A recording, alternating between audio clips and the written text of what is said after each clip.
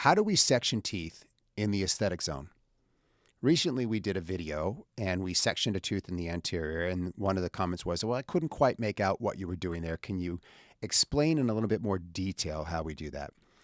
And the technique that we use, and this came from Dennis Charnow, is who I first saw introduce it, is that you section an anterior tooth. You section it from the labial to the lingual, okay? Not mesial to distal. And the reason you do that is that once you section that tooth, you can now elevate the pieces medially into the gap that you've created by the sectioning and not put any pressure on the thin labial plate. If you were to section the tooth mesial to distal and then put an elevator into that gap and rotate, you run the real strong risk of the facial or labial part of the tooth connected to the labial bone being pushed right out the labial, right? And fracturing the thin cortical plate on the labial, which we all know is less than a millimeter for 90% of our patients.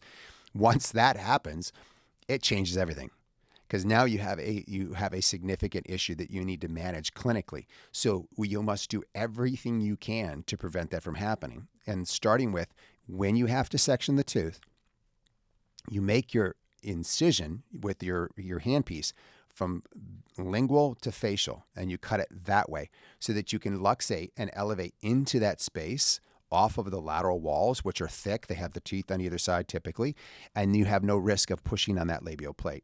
Okay, so that's called the cat eye technique, because when you look at it in the mirror, it looks like a cat's eye. It looks like a sphere, like a cylinder rather, a circle rather. We're going to go through all the elements in geometry today. It's a course in geometry.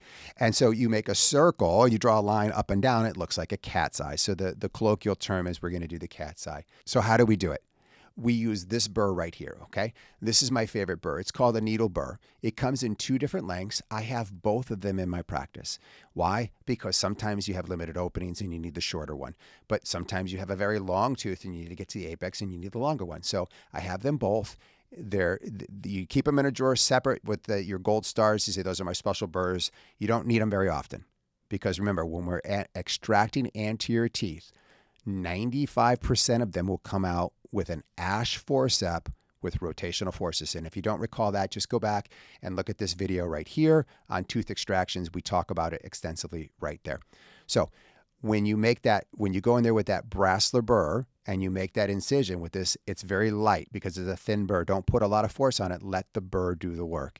Make that incision, elevate towards the medial into that space, and elevate your two pieces when you need to. But that is exactly how we take out teeth when rotational forces don't work and we have to use a sectioning technique, which is really, guys, quite honestly, should be about only 2% of your anterior extractions. This has been another episode of Implants Made Simple. I'm Dr. Robert Stanley. Thanks for watching. If you enjoyed this, please share with your friends, like, and subscribe.